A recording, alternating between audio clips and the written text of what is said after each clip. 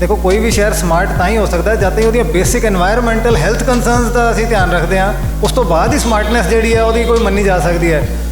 ਜੇ ਉਹਦੀ ਹੈਲਥ ਔਰ এনवायरमेंट ਇਸ਼ੂਜ਼ ਟੈਕਲ ਨਹੀਂ ਹੋਏ ਤੇ ਕੱਲੀਆਂ ਟਾਈਲਾਂ ਲਾ ਕੇ ਤਾਂ ਅਸੀਂ ਉਹਨੂੰ ਸਮਾਰਟ ਨਹੀਂ ਕਹਿ ਸਕਦੇ।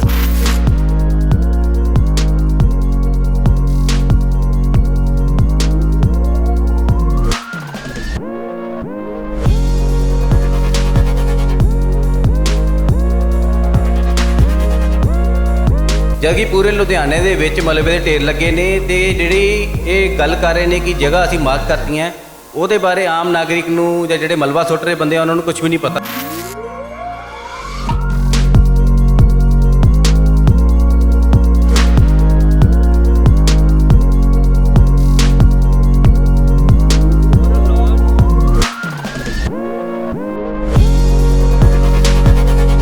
आई बीइंग एन एडवोकेट मैं सारे म्यूनसिपल कॉरपोरेशन ਨੂੰ आरटीआई ਐਪਲੀਕੇਸ਼ਨ ਪਾਈ ਕਿ ਤੁਸੀਂ ਦੱਸੋ ਕਿ 2021 ਦੇ ਵਿੱਚ ਤੁਸੀਂ ਕਿੰਨੇ ਸਟਾਕਿਸਟ ਪਕੜੇ, ਕਿੱਥੇ ਰੇਡ ਮਾਰੀ, ਕਿੰਨੇ ਮੈਨੂਫੈਕਚਰਰਸ ਨੂੰ ਤੁਸੀਂ ਪਕੜਿਆ।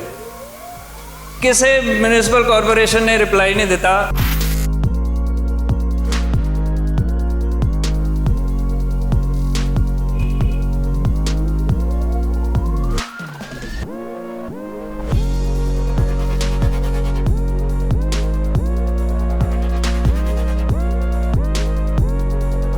ਸਤਿ ਸ਼੍ਰੀ ਅਕਾਲ, ਮੈਂ ਨਿਧੀ ਵਰਮਾ ਤੇ ਤੁਸੀਂ ਦੇਖ ਰਹੇ ਹੋ ਦਾ ਸਿਟੀ ਹੈਡਲਾਈਨਸ। ਅੱਜ ਅਸੀਂ ਖੜੇ ਹਾਂ ਮੇਅਰ ਬਲਕਾਰ ਸੰਧੂ ਦੇ ਘਰ ਦੇ ਬਾਹਰ। ਜੀ ਹਾਂ, ਲੁਧਿਆਣਾ ਦੇ ਮੇਅਰ ਬਲਕਾਰ ਸੰਧੂ ਦੇ ਘਰ ਦੇ ਬਾਹਰ ਖੜੇ ਹਾਂ ਜਿੱਥੇ ਕੁਝ ਲੋਕਾਂ ਦੁਆਰਾ ਜਿਹੜਾ ਪ੍ਰੋਟੈਸਟ ਕੀਤਾ ਜਾ ਰਿਹਾ ਹੈ, ਸ਼ਾਂਤੀ ਤਰੀਕੇ ਪੀਸਫੁਲ ਜਿਹੜੇ ਤਰੀਕੇ ਨਾਲ ਪ੍ਰੋਟੈਸਟ ਕੀਤਾ ਜਾ ਰਿਹਾ ਹੈ, ਜਿਵੇਂ ਕਿ ਵਾਤਾਵਰਣ ਦੀ ਸੁਰੱਖਿਆ ਨੂੰ ਲੈ ਕੇ, ਇਨਵਾਇਰਨਮੈਂਟ ਦੀ ਸੁਰੱਖਿਆ ਨੂੰ ਲੈ ਕੇ। ਜਿੱਥੇ ਦੇਖਿਆ ਜਾ ਰਿਹਾ ਕਿ ਜਗ੍ਹਾ ਜਗ੍ਹਾ ਤੇ ਜਿਹੜੇ ਕੂੜੇ ਦੇ ਡੰਪ ਬਣੇ ਹੋਏ ਨੇ, ਇੰਨਾ ਜਿਹੜਾ ਪਲਾਸਟਿਕ ਜਿਹੜਾ ਯੂਜ਼ ਹੁੰਦਾ ਹੈ, ਜਿੱਥੇ ਕਿ ਜਿਹੜੇ ਪਲਾਸਟਿਕ ਜਿਹੜੇ ਯੂਜ਼ ਨਾ ਕਰਨ ਦੀ ਗੱਲ ਕੀਤੀ ਗਈ ਸੀ ਉੱਥੇ ਜਿਹੜਾ ਪਲਾਸਟਿਕ ਦਾ ਜ਼ਿਆਦਾ ਤੋਂ ਜ਼ਿਆਦਾ ਯੂਜ਼ ਕੀਤਾ ਜਾ ਰਿਹਾ ਹੈ। ਹੋਰ ਵੀ ਵਾਤਾਵਰਣ ਤੋਂ ਜੁੜੀਆਂ ਜਿਹੜੀਆਂ ਗੱਲਾਂ ਨੂੰ ਲੈ ਕੇ ਜਿੱਥੇ ਇੱਕ ਸ਼ਾਂਤੀ ਤਰੀਕੇ ਨਾਲ ਪ੍ਰੋਟੈਸਟ ਕੀਤਾ ਜਾ ਰਿਹਾ, ਅਸੀਂ ਉਹਨਾਂ ਨਾਲ ਗੱਲਬਾਤ ਕਰਦੇ ਹਾਂ ਕੀ ਕਹਿੰਦੇ ਨੇ। ਸੋ ਅਸੀਂ ਕਾਫੀ ਲੰਬੇ ਸਮੇਂ ਤੋਂ ਪਬਲਿਕ ਐਕਸ਼ਨ ਕਮੇਟੀ ਵੱਲੋਂ ਵਾਤਾਵਰਣ ਦੇ ਮੁੱਦਿਆਂ ਦੇ ਉੱਤੇ ਕੰਮ ਕਰ ਰਹੇ ਹਾਂ। ਲੁਧਿਆਣੇ ਦੇ, ਪੰਜਾਬ ਦੇ ਵਾਤਾਵਰਣ ਦੇ ਮੁੱਦੇ, ਜਿਨ੍ਹਾਂ 'ਚੋਂ ਬਹੁਤ ਵੱਡੇ ਵੱਡੇ ਮੁੱਦੇ ਵੀ ਹੈਗੇ ਆ, ਜਿਸ ਤਰ੍ਹਾਂ ਕਿ ਬੁੱਢੇ ਨਾਲੇ ਦਾ ਮੁੱਦਾ ਹੈਗਾ, ਮੱਤੇਵਾੜੇ ਦਾ ਜੰਗਲ ਬਚਾਉਣ ਦੀ ਕੋਸ਼ਿਸ਼ ਹੈਗੀ ਹੈ।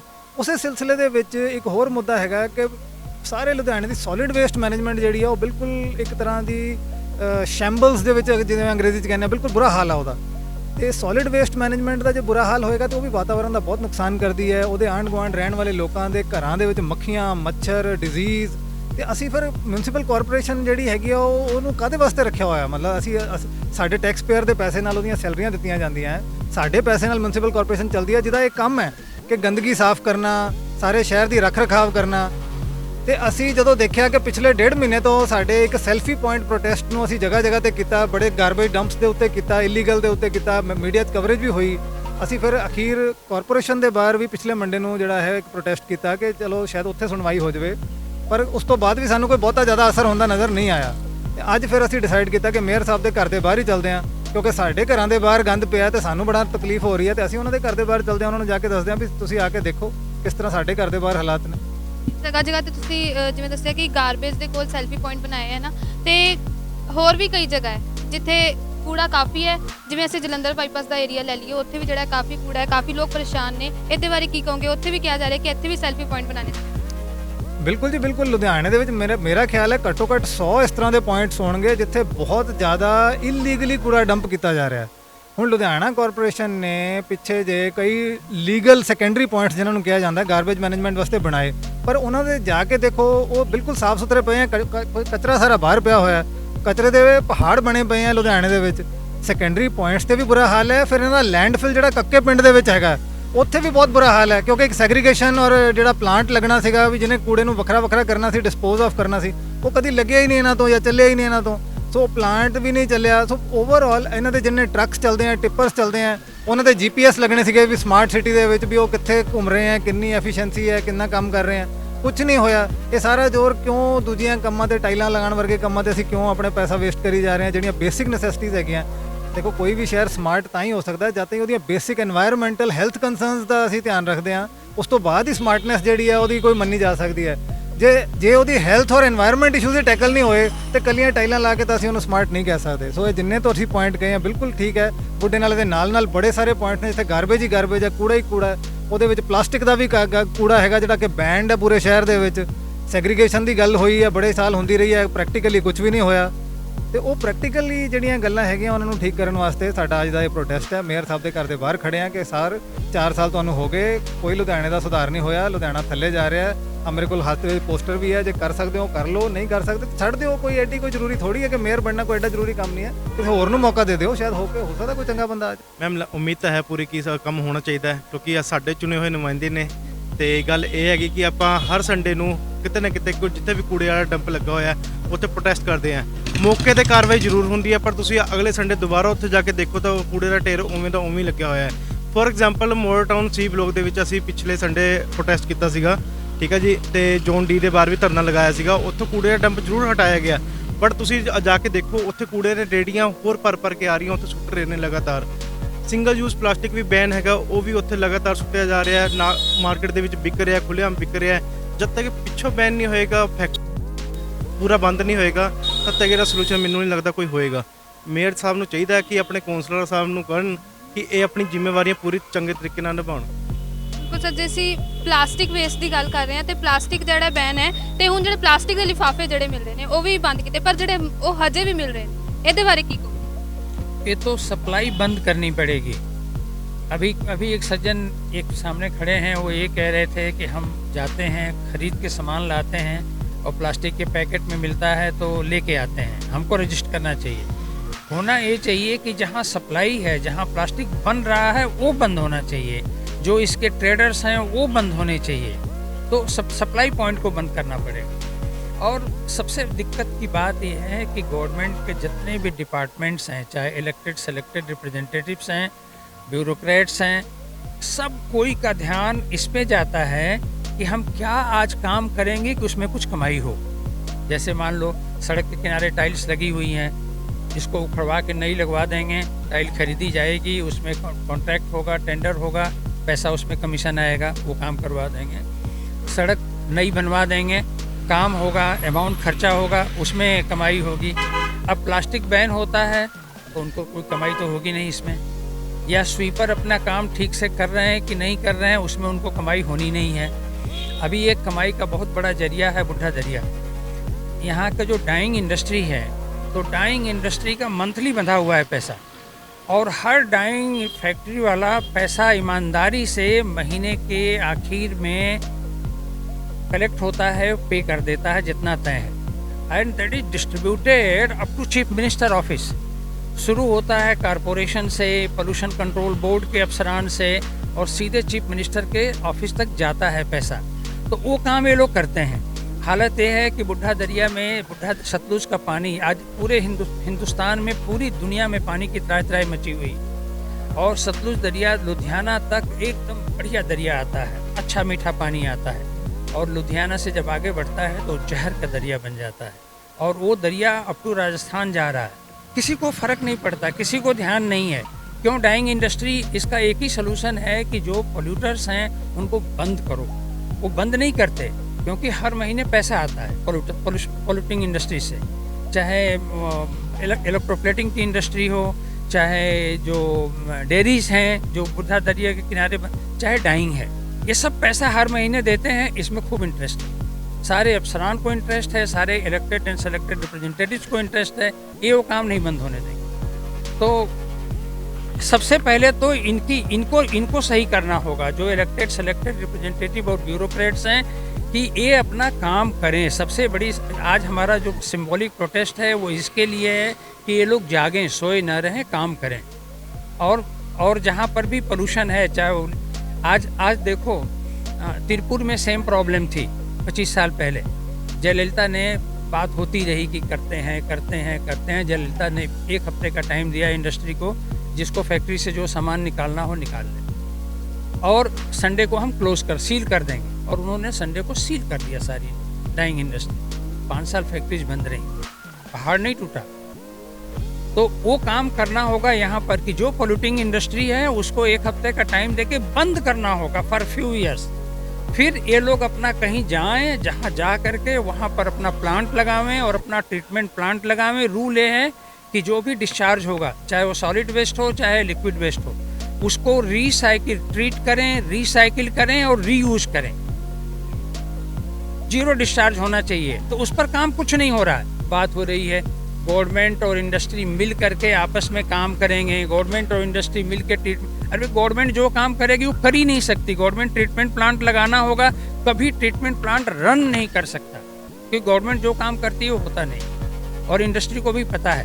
तो इंडस्ट्री क्या कर रही है कि ऐसा स्टेप ले रही है कि गवर्नमेंट और इंडस्ट्री मिल करके ज्वाइंटली करेंगे। इनको पता है ज्वाइंटली करने का मतलब है कि होगा ही नहीं, और जब तक होगा नहीं तब तक वो पॉल्यूट करते रहेंगे। Not only Ludhiana, entire Punjab up to Rajasthan ये कैंसर दे रहे हैं इसकी। देखो आज आप देखो तो डाइंग इंडस्ट्री में कितने लोग हैं, कुछ 100 लोग हैं। 100 डाइंग इंडस्ट्री होगी, मान लो 200 डाइंग इंडस्ट्री होगी तो 200 फैमिली जो हैं, और कुछ 50 ब्यूरोक्रेट्स हैं, पॉलिटिशियन हैं जो कमा रहे हैं। 250 लोग कमा रहे हैं, और इफेक्टेड कितने हैं उससे? कई करोड़ लोग। एक हम यहाँ देख रहे हैं कमला लोटिया कॉलेज। कमला लोटिया कॉलेज के पास अगर ऐसा है, क्या इससे कॉलेज का इंप्रेशन नहीं खराब होता? बहुत खराब होता है। ये तो हम लोगों ने कुछ फोटो लगा रखे हैं। शहर में जिधर निकल जाओ हर तरफ डंप पड़े हुए हैं। ये तो कुछ फोटो लगाए गए हैं, जहाँ जहाँ हम लोग गए, जहाँ जहाँ सेल्फी पॉइंट बनाए वहाँ के फोटो लगा लिया हमने। बाकी किधर भी निकल जाओ, यहाँ छोड़ दो इस एरिया को। यहाँ तो मेयर साहब रहते हैं, इतनी बढ़िया साफ सफाई है, हम तो एडमायर करते हैं। हमारी तो ड्रीम है कि पूरे लुधियाना में ऐसी सफाई हो। कहीं नहीं करते ये लोग, कुछ नहीं करते ही नहीं। पूरे लुधियाना में डंप पड़ा है। अब ये सिर्फ एग्जाम्पल, ये तो सिर्फ एग्जाम्पल्स हैं, सिंबॉलिक एग्जाम्पल्स हैं। सारे लुधियाना में डंप पड़ा हुआ। ਕਿ ਕਿੰਨੇ ਅਫਸੋਸ ਦੀ ਗੱਲ ਹੈ, ਇੱਕ ਚੀਜ਼ ਦਾ ਲਾਅ ਬਣਿਆ ਹੋਇਆ, ਔਰ ਲਾਅ ਨੂੰ ਐਨਫੋਰਸ ਕਰਨ ਵਾਸਤੇ ਲੋਕਾਂ ਨੂੰ ਪ੍ਰੋਟੈਸਟ ਕਰਨੀ ਪੈ ਰਹੀ ਹੈ। ਅਸੀਂ ਇਹ ਨਹੀਂ ਕਹਿ ਰਹੇ ਕਿ ਲਾਅ ਬਣਾਓ। 6 ਸਾਲ ਹੋ ਗਏ, ਨਵੰਬਰ 2016 ਦਾ ਲਾਅ ਬਣਿਆ ਹੋਇਆ ਹੈ ਕਿ ਸਿੰਗਲ ਯੂਜ਼ ਪਲਾਸਟਿਕ ਇਜ਼ ਬੈਨਡ ਇਨ ਪੰਜਾਬ, लेकिन कोई एनफोर्समेंट नहीं है। Everywhere it is available. I being an advocate, मैं सारे म्यूनसिपल कॉरपोरेशनस ਨੂੰ ਆਰਟੀਆਈ ਐਪਲੀਕੇਸ਼ਨ ਪਾਈ ਕਿ ਤੁਸੀਂ ਦੱਸੋ ਕਿ 2021 ਦੇ ਵਿੱਚ ਤੁਸੀਂ ਕਿੰਨੇ ਸਟਾਕਿਸਟ ਪਕੜੇ, ਕਿੱਥੇ ਰੇਡ ਮਾਰੀ, ਕਿੰਨੇ ਮੈਨੂਫੈਕਚਰਰਸ ਨੂੰ ਤੁਸੀਂ ਪਕੜਿਆ। ਕਿਸੇ म्यूनसिपल कॉरपोरेशन ਨੇ ਰਿਪਲਾਈ ਨਹੀਂ ਦਿੱਤਾ, ਸਿਵਾਏ ਇੱਕ ਬਟਾਲਾ म्यूनसिपल कॉरपोरेशन ਨੇ, ਜਿਨ੍ਹਾਂ ਨੇ ਇਹ ਲਿਖਿਆ ਕਿ ਵੀ 2021 ਚ ਅਸੀਂ ਕੋਈ ਐਕਸ਼ਨ ਨਹੀਂ ਲਿਆ ਕਿਉਂਕਿ ਕਰੋਨਾ ਕਰਕੇ ਅਸੀਂ ਕਿਸੇ ਦੇ ਅਗੇਂਸਟ ਕੁਝ, ਕਿਸੇ ਦੇ ਰੋਜ਼ਗਾਰ ਇਫੈਕਟ ਨਹੀਂ ਸੀ ਕਰਨਾ ਚਾਹੁੰਦੇ। ਪਰ ਚਲੋ ਐਟਲੀਸਟ ਦੇ ਵਰ ਓਨੈਸਟ। ਬਾਕੀ 12 municipal corporation they did not care to reply. ਤੁਸੀਂ ਦੇਖੋ ਨਾ, ਇਟਸ ਸੋ ਅਨਫੋਰਚੂਨੇਟ। ਬਾਕੀ ਜਿੱਥੋਂ ਡੰਪ ਦੀ ਪੋਜੀਸ਼ਨ ਹੈ, ਬਾਕੀ ਤਾਂ ਸਾਰਿਆਂ ਨੇ ਦੱਸ ਹੀ ਦਿੱਤੀ ਡਿਟੇਲ ਵਿੱਚ। ਮੈਂ ਪਰਸੋਂ PPCB ਦੇ ਆਫਿਸ 'ਚ ਗਿਆ ਸੀ, ਉਹਨਾਂ ਦੇ ਇੰਜੀਨੀਅਰਸ ਨੂੰ ਮਿਲਿਆ, ਐਂਡ ਆਈ ਵਾਜ਼ ਸਰਪ੍ਰਾਈਜ਼ਡ ਕਿ ਉਹਨਾਂ ਦੇ 100 ਮੀਟਰ ਤੋਂ ਅੱਗੇ ਹੀ ਇੰਨਾ ਹਿਊਜ ਡੰਪ ਹੈ, ਔਰ ਇੰਨਾ ਕੂੜਾ, ਔਰ ਇੰਨਾ ਕਰਕਟ। We need help of the media to highlight this issue, ਤਾਂ ਕਿ ਸਾਰੇ ਆਫਿਸਰਸ ਇਹਦੇ ਵਿੱਚ ਐਕਸ਼ਨ ਲੈਣ। ਬਾਕੀ ਗੱਲਾਂ ਤਾਂ ਜਿਹੜੀ ਸੋਲਿਡ ਵੇਸਟ ਮੈਨੇਜਮੈਂਟ ਦੀਆਂ ਹੋ ਰਹੀਆਂ ਹੈ, ਜਿਹੜਾ ਕਿ ਸਭ ਤੋਂ ਵੱਡਾ ਮੁੱਦਾ ਹੈ ਹੀ ਆਮ ਬੰਦੇ ਨੂੰ। ਸਭ ਤੋਂ ਪਹਿਲੇ ਤਾਂ ਇਹ ਹੈ ਕਿ ਜਗ੍ਹਾ ਸਾਫ਼ ਹੋਣੀ ਚਾਹੀਦੀ ਹੈ, ਲੇਕਿਨ ਜਿਹੜੇ ਅਸਲੀ ਮੁੱਦੇ ਨਾਲ ਹੋਰ ਨੇ, ਡਿਸਟ੍ਰਿਕਟ ਇਨਵਾਇਰਨਮੈਂਟ ਪਲਾਨ ਦੇ ਵਿੱਚ ਇਹਨਾਂ ਨੇ ਬਹੁਤ ਹੀ ਝੂਠੇ ਤੱਥ ਪੇਸ਼ ਕਰਕੇ ਮਾਨਯੋਗ ਨੈਸ਼ਨਲ ਗ੍ਰੀਨ ਟ੍ਰਿਬਿਊਨਲ ਨੂੰ ਇਹਨਾਂ ਨੇ ਰਿਪੋਰਟ ਪੇਸ਼ ਕੀਤੀ, ਜਿਹਦੇ ਵਿੱਚ ਇਹਨਾਂ ਨੇ ਲਿਖਿਆ ਹੈ ਕਿ ਸੋਲਿਡ ਵੇਸਟ ਮੈਨੇਜਮੈਂਟ 50% ਸੈਗਰੀਗੇਸ਼ਨ ਹੋ ਰਹੀ ਹੈ, ਜਦਕਿ 5% ਤੋਂ ਵੱਧ ਨਹੀਂ ਹੋ ਰਹੀ। ਮੋਨੀਟਰਿੰਗ ਕਮੇਟੀ ਨੇ ਉਹ ਆਪਣੀ ਰਿਪੋਰਟ 'ਚ ਲਿਖ ਵੀ ਦਿੱਤਾ। ਉਸ ਤੋਂ ਬਾਅਦ ਇਹ ਕਹਿ ਰਹੇ ਜੀ ਅਸੀਂ 6 ਕੰਸਟਰਕਸ਼ਨ ਐਂਡ ਡੈਮੋਲੀਸ਼ਨ ਦੇ ਜਿਹੜੇ ਲੋਕੇਸ਼ਨਸ ਹੈਗੀਆਂ ਸੀ, ਜਗ੍ਹਾ ਜਿਹੜੀਆਂ ਅਸੀਂ ਮਾਰਕ ਕਰਤੀਆਂ ਹੋਈਆਂ, ਤੇ ਉਹ ਸਾਡੇ ਵੱਲੋਂ ਫਾਈਨਲ ਨੇ। ਉੱਥੇ ਕੰਸਟਰਕਸ਼ਨ ਜਿਹੜਾ ਡੈਮੋਲੀਸ਼ਨ ਮਲਬਾ ਜਿਹੜਾ ਹੈ ਉੱਥੇ ਸੁੱਟਿਆ ਜਾ ਰਿਹਾ, ਜਦਕਿ ਪੂਰੇ ਲੁਧਿਆਣੇ ਦੇ ਵਿੱਚ ਮਲਬੇ ਦੇ ਢੇਰ ਲੱਗੇ ਨੇ। ਤੇ ਜਿਹੜੀ ਇਹ ਗੱਲ ਕਰ ਰਹੇ ਨੇ ਕਿ ਜਗ੍ਹਾ ਅਸੀਂ ਮਾਰਕ ਕਰਤੀਆਂ, ਉਹਦੇ ਬਾਰੇ ਆਮ ਨਾਗਰਿਕ ਨੂੰ ਜਾਂ ਜਿਹੜੇ ਮਲਬਾ ਸੁੱਟ ਰਹੇ ਬੰਦੇ ਆ ਉਹਨਾਂ ਨੂੰ ਕੁਝ ਵੀ ਨਹੀਂ ਪਤਾ। ਗੂਗਲ ਤੇ ਵੀ ਜੇ ਅਸੀਂ ਚੈੱਕ ਕਰਦੇ ਹਾਂ, ਜੇ ਮਿਊਨਸਿਪਲ ਕਾਰਪੋਰੇਸ਼ਨ ਲੁਧਿਆਣਾ ਦੀ ਵੈਬਸਾਈਟ ਤੇ ਵੀ ਦੇਖਦੇ ਹਾਂ, ਉਹ 6 ਸਾਨੂੰ ਜਿਹੜੀਆਂ ਲੋਕੇਸ਼ਨਸ ਨਜ਼ਰ ਨਹੀਂ ਆਉਂਦੀਆਂ। ਫਰਦਰ ਇਹ ਕਹਿੰਦੇ ਨੇ ਕਿ ਅਸੀਂ ਜਿੰਨੇ ਵੀ ਸਟੈਟਿਕ ਕੰਪੈਕਟਰ ਜਿੱਥੇ ਲੱਗੇ ਨੇ, ਅਸੀਂ ਉੱਥੇ ਸਾਰੀ ਜਗ੍ਹਾ ਕੈਮਰੇ ਲਗਵਾ ਦਿੱਤੇ। ਇਹ 2019 ਦੀ ਰਿਪੋਰਟ ਦੀ ਗੱਲ ਹੈ, ਜਦ ਕਿ ਸਟੈਟਿਕ ਕੰਪੈਕਟਰ ਦੇ ਕੈਮਰੇ ਲਗਵਾਉਣ ਦੀ ਗੱਲ ਹੁਣ ਚੱਲੀ ਪਿਛਲੇ ਹਫਤੇ 10 ਦਿਨ ਪਹਿਲੇ ਹੀ, ਤੇ ਉਹ ਵੀ ਯਾਨੀ ਕਿ ਇਹ ਝੂਠ ਬੋਲ ਰਹੇ ਨੇ।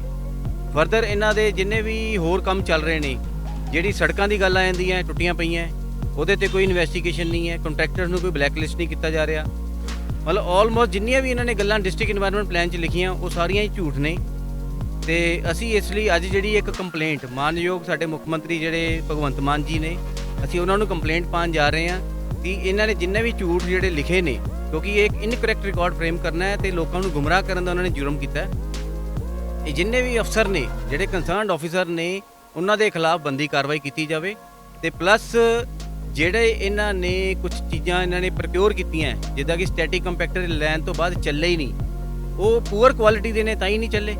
ਉਹਦੇ ਤੇ ਵੀ ਇੱਕ ਇਨਵੈਸਟੀਗੇਸ਼ਨ ਹੋਣੀ ਚਾਹੀਦੀ। ਅਸੀਂ ਅੱਜ ਡਿਮਾਂਡ ਜਿਹੜੀ ਕਰ ਰਹੇ ਹਾਂ ਮਾਨਯੋਗ ਮੁੱਖ ਮੰਤਰੀ ਜੀ ਨੂੰ, ਤੇ ਅਸੀਂ ਨਾਲ ਹੀ ਨਾਲ ਕਿਉਂਕਿ ਮੇਅਰ ਜੀ ਜਿਹੜੇ ਨੇ ਪਿਛਲੇ 4 ਸਾਲਾਂ 'ਚ ਲੁਧਿਆਣਾ ਨੂੰ ਠੀਕ ਕਰਨ 'ਚ ਫੇਲ ਹੋ ਗਏ ਨੇ, ਤੇ ਅਸੀਂ ਡਿਮਾਂਡ ਕਰਦੇ ਹਾਂ ਕਿ ਮੇਅਰ ਜੀ ਨੂੰ ਕਿ ਤੁਸੀਂ ਇਸ ਆਪਣੀ ਪੋਸਟ ਤੋਂ ਅਸਤੀਫਾ ਦੇ ਕੇ ਐਟਲੀਸਟ ਇਹ ਤਾਂ ਦੱਸ ਦਿਓ ਕਿ ਹਾਂ ਵੀ ਤੁਹਾਡੀ ਗਲਤੀ ਨਹੀਂ ਬਾਕੀਆਂ ਦੀ ਸੀ, ਇਸ ਲਈ ਮੈਂ ਅਸਤੀਫਾ ਦੇ ਰਿਹਾ। ਜੇ ਤੁਸੀਂ ਅੱਜ ਵੀ ਮਿਲੇ ਹੋਏ ਹੋ ਕਾਉਂਸਲਰਸ ਦੇ ਨਾਲ ਤੇ ਕਾਰਪੋਰੇਸ਼ਨ ਦੇ ਅਫਸਰਾਂ ਦੇ ਨਾਲ ਤੇ ਕੰਮ ਤਾਂ ਵੀ ਨਹੀਂ ਹੋ ਰਹੇ, ਡੈਟ ਮੀਨਸ ਕਿ ਤੁਸੀਂ ਤੋਂ ਆਪ ਵੀ ਜ਼ਿੰਮੇਵਾਰ ਹੋ।